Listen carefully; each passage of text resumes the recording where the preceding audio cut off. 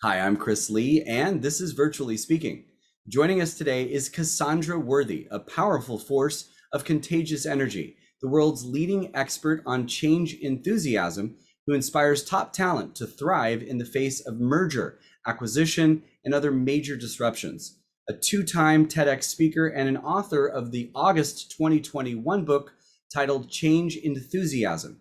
In addition to being a disruptive thought leader, Cassandra is an executive, a former Fortune 100 innovation leader, and senior chemical engineer with nearly 2 decades in the CPG industry and over a decade of M&A experience. And she delivers something truly unique and fresh, for the first time simplifying how to shift the macroscopic cultural mindset to embrace change through motivating the individual at the microscopic level, arming individuals with the means to harness the power of emotion, a resource in infinite supply today, to embrace and accelerate change and transformational journeys. So please join me now with Cassandra Worthy. Well, hello, Cassandra Worthy. How are you today? I'm chilling. What up, Chris Lee? How are you? I'm really good. It's great to be here with you. I've had so much fun working with you. You are really so energetic and so easy to work with and so talented as a speaker. It's a pleasure to have you here on Virtually Speaking. And I know this is really good timing for you and for me, because your book just came out last week, Change Enthusiasm. So tell us about Change Enthusiasm. What's that all about? Yeah, so I am thrilled that the book just landed, just hit last week, August 3rd, available most places that books are sold. But yeah, this is my work. This is at the center of my consulting firm, the center of everything that I bring to my client base. And it is a growth mindset, a mindset that you can leverage when going through major change and disruption. It's something that I created and began cultivating in my own career when I was working in corporate and more traditional roles. I have a degree in chemical engineering. So during that tenure, I went through major acquisitions and felt the pain, the struggle, the frustration of that type of change that feels like it steps in, slaps you across the face and knocks you on the ground. So I experienced that several times in my career, and I cultivated this mindset that says when I'm experiencing those emotions, that fear, that anxiety, that frustration, that I'm being signaled and invited into my greatest opportunity to grow, to learn, to evolve, learn about myself, learn about my peers, learn about my business. And it's up to me to choose. It's up to me to choose how I move forward, whether I'm going to get bitter about all the changes or whether I'm going to get better. And so I cultivated this mindset that I've coined Change Enthusiasm, 3 steps. And now I've written the playbook to it. I've written the playbook on how to put this into practice in your day-to-day. It's rich with a lot of exercises and a lot of examples, and I couldn't be more thrilled that it's out there. Awesome. And I hope in a little bit you'll share with us what those 3 steps, a little tidbit about the 3 steps. Sure. Yeah, I'll go as deep as you want me to. Okay.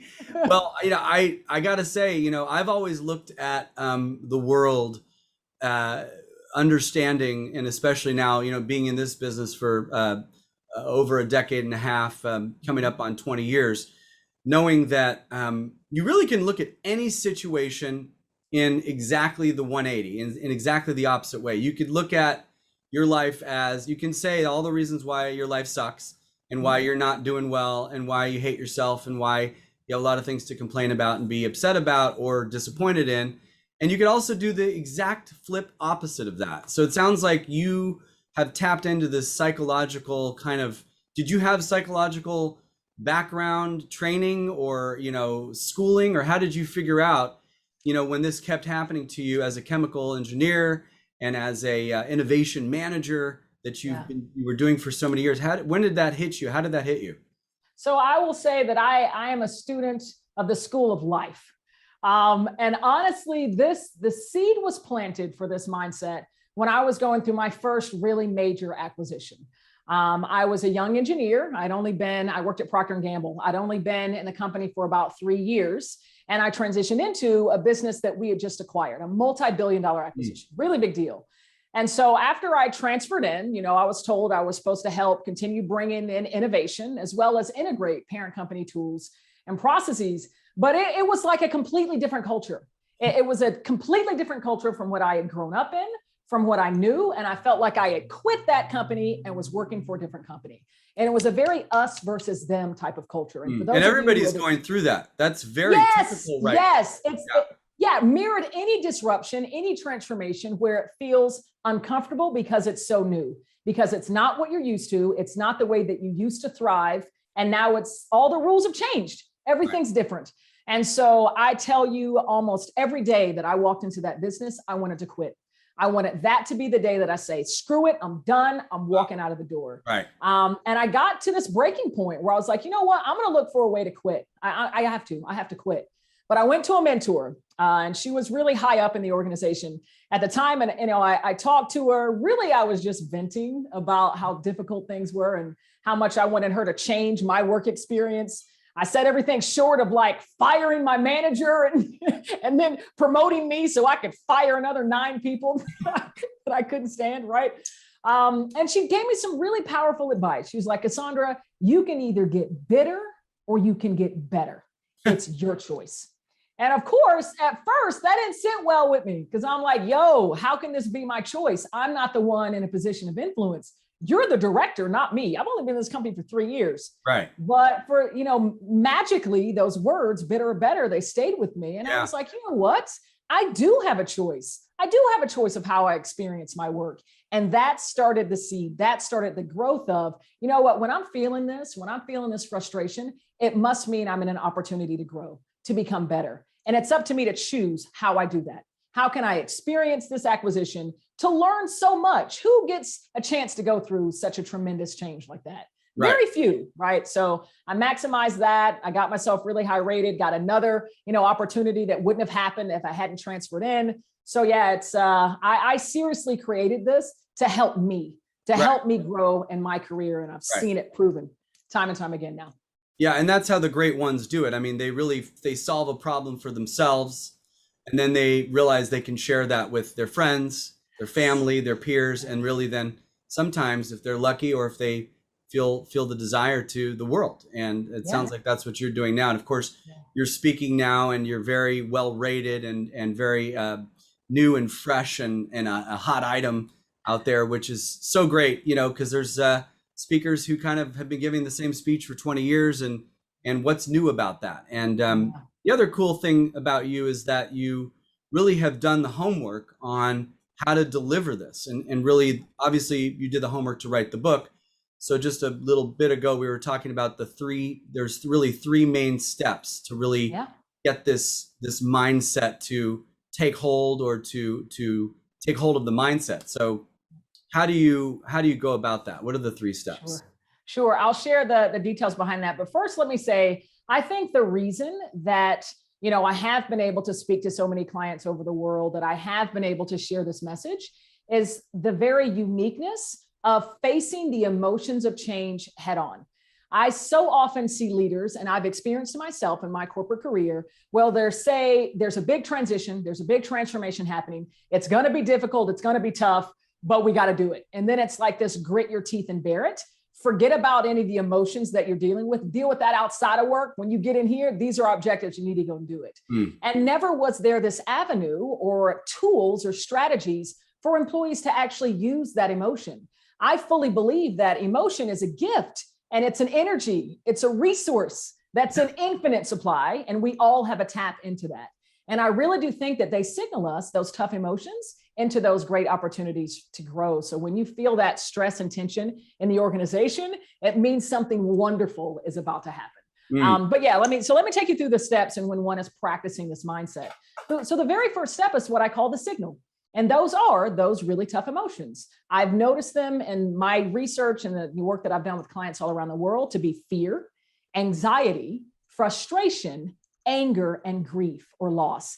And it's typically those 5 emotions that we face when we're going through change, the type of change that feels like it's happening to us.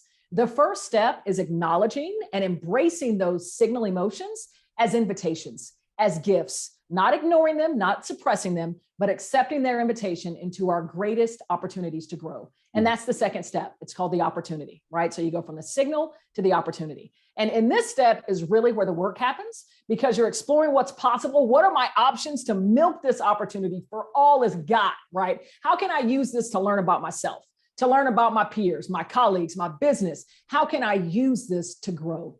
And then the third step is the choice. It's where the magic happens. It's where you use productive, conscious choice from those options to inspire a better feeling and ultimately a better result. And getting about the business of evolving, of growing, of becoming better than you were yesterday. I love that.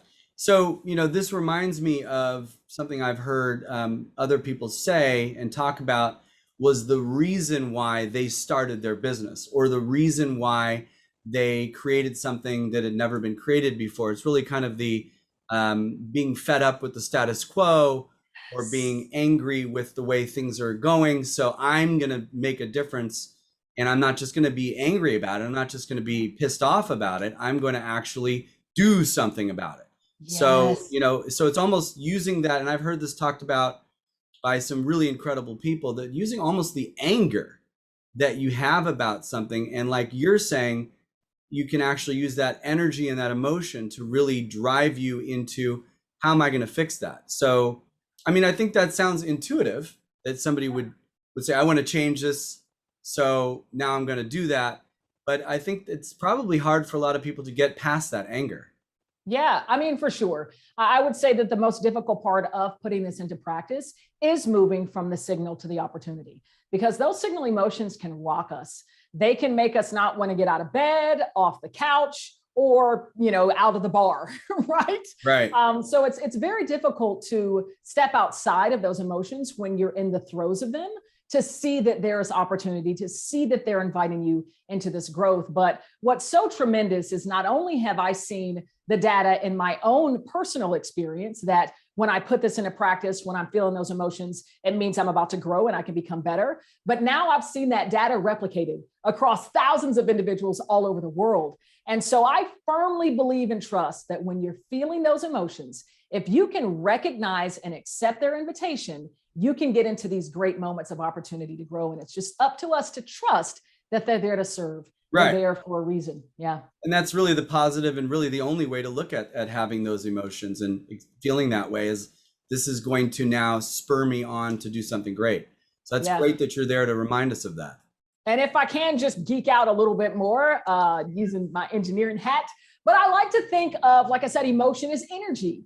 And if we think of ourselves as this unit or this vessel, then we can do one of three things with the energy within us, right? We can either conserve it, right? Holding it within when all the health adverse effects start to happen. And then we maybe explode on other people that didn't deserve it. Right. We can transfer it, which is like venting to anyone that will listen. And that can actually be useful from time to time, because it releases that valve and allows the energy to flow. Yeah. But it's almost like we play this game of energetic hot potato, right? And we're just venting, and the other person is feeling all the emotion, then it somehow comes back to us, right? And it never changes its signature, never changes its signature. Yeah. The third part is to transform. And it's through choice that we can transform that anger of, something that's not going right, transform that into joy for what could be right. For what could I make this, happen? Right. Transforming that fear of the unknown into hope of all the wonderful things that are in store. How much am I going to learn? How much will I grow? Yeah. So it's this powerful notion of choice that can enable us to transform this energy into fuel to propel us to greater and greater levels. Well, having that mindset is something that probably comes from within with you. I'm wondering, have you always been a very optimistic, glass is half full type of person your whole life? I have, but I will tell you what's unique about this, for me in particular, being the expert and the one that's bringing it to the world.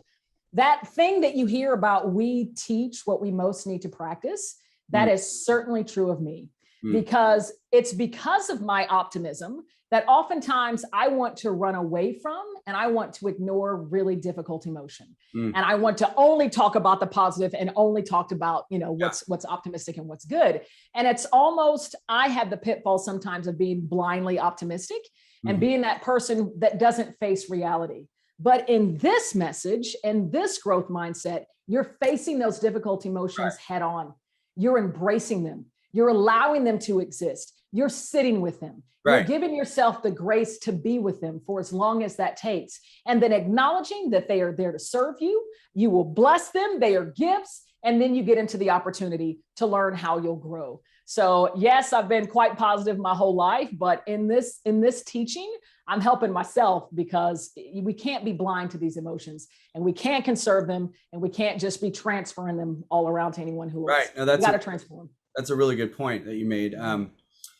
Any examples of how this has worked? Any examples from yourself or from others? Yes, goodness, many examples. So I'll share another one of my personal examples. So like I said, I've been through a lot of multi-billion-dollar acquisitions. The second one that I went through, I was a mid-level executive, and I was in a company that was getting acquired by another multi-billion-dollar acquisition or another multi-billion-dollar company. Shortly after the acquisition closed, senior leadership of that company started cutting staff, started cutting headcount left and right, driving down cost.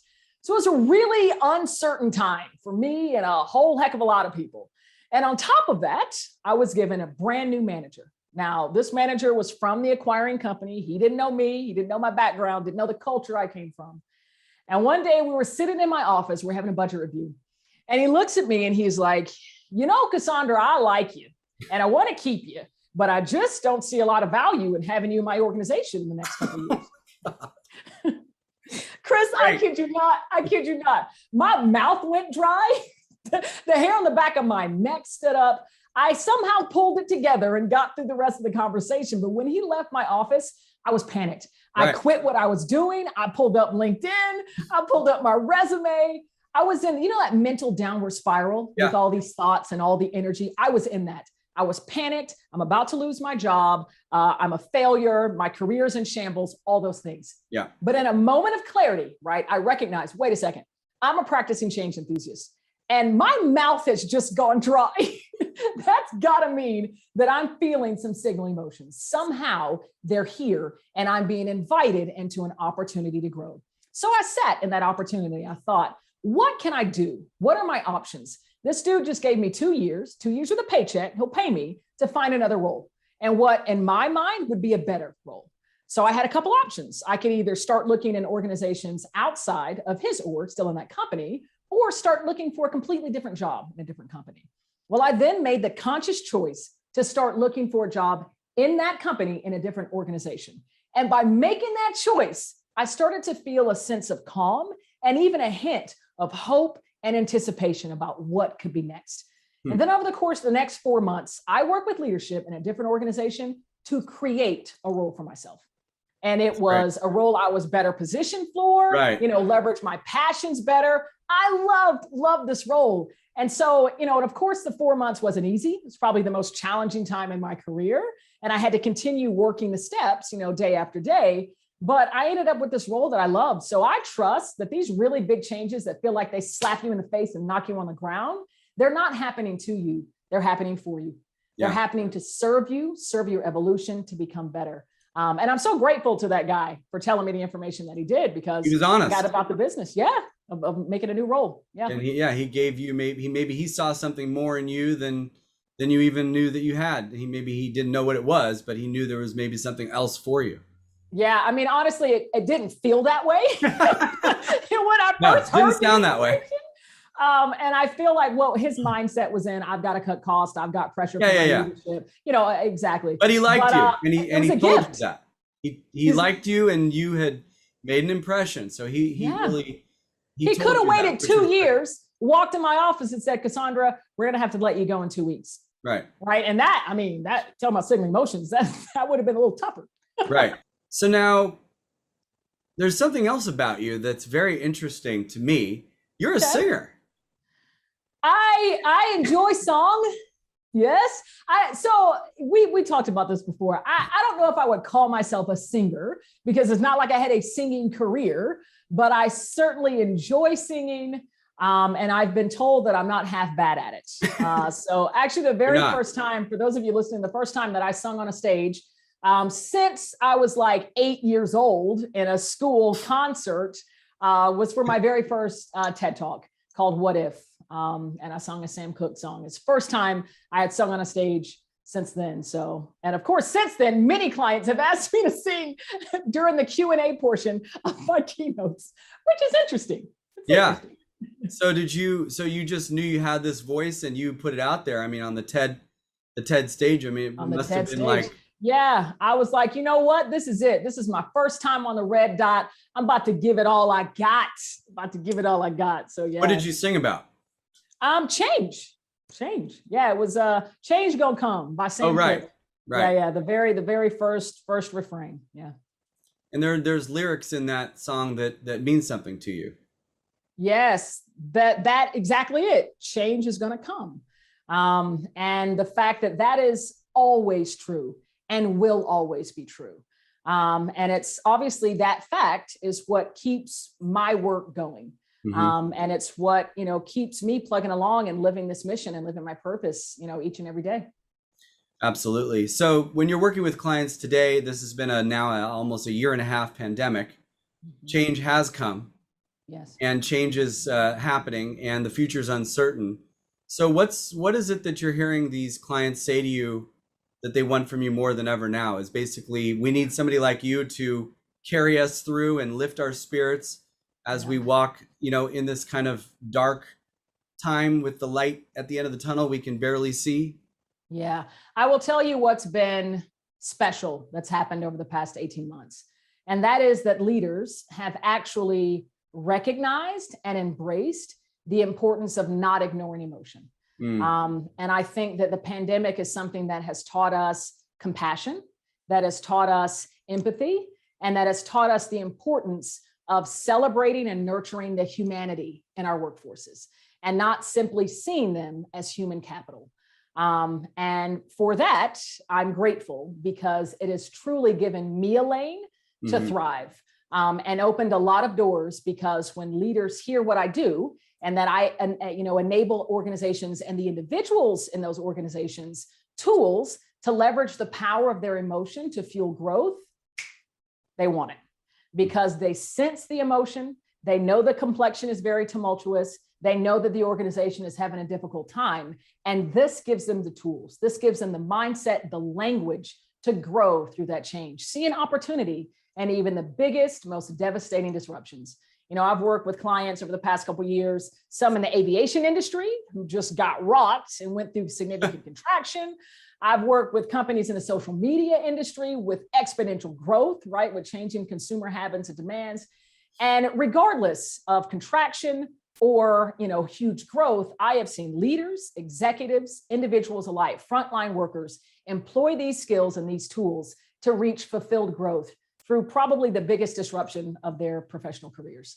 And so for me right now, it is every day waking up, living this mission, living on purpose, and what I see to be rising to the call of so many clients all over the world. Yeah. And it sounds like you touched on there that leaders are doing what we'd always hoped leaders would do, but they're giving a voice to their employees. They're giving a voice to their consumers.